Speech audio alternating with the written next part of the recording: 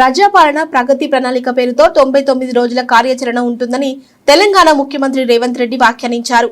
మార్చి 4వ తేదీన జరిగే కలెక్టర్ల సమావేశంలో అందరి పనితీరుపై మాట్లాడతారని పేర్కొన్నారు. ఈ కార్యక్రమం కోసం ప్రత్యేక లోగో తయారు చేస్తున్నామని చెప్పుకొచ్చారు.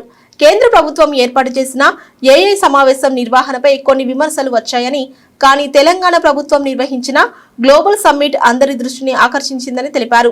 సచివాలయంలో వివిధ శాఖలకు చెందిన ప్రభుత్వ ముఖ్య కార్యదర్శులతో సీఎం రేవంత్ రెడ్డి సమావేశం నిర్వహించారు. ఈ సందర్భంగా పలు కీలక అంశాలపై దిశానిర్దేశం చేశారు. ప్రణాళికబద్ధంగా జీహెచ్ఎంసీని 3 కార్పొరేషన్లుగా విభజించామని అన్నారు. కోర్ అర్బన్ రీజియన్లో చేపట్టాల్సిన కార్యాచరణపై అధికారులు దృష్టి పెట్టాలని ఆదేశించారు. ప్యూర్ అర్బన్ రీజియన్ 10,000 చదరపు కిలోమీటర్ల పరిధిలో విస్తరించి ఉందని, ఇక్కడ మ్యానుఫ్యాక్చరింగ్ రంగం విస్తరించాలని తెలిపారు. పారిశ్రామికరణలో తెలంగాణ దేశానికే ఆదర్శంగా ఉండాలని, దీనిపై అధికారులు ప్రత్యేక దృష్టి పెట్టాలని దిశానిర్దేశం చేశారు.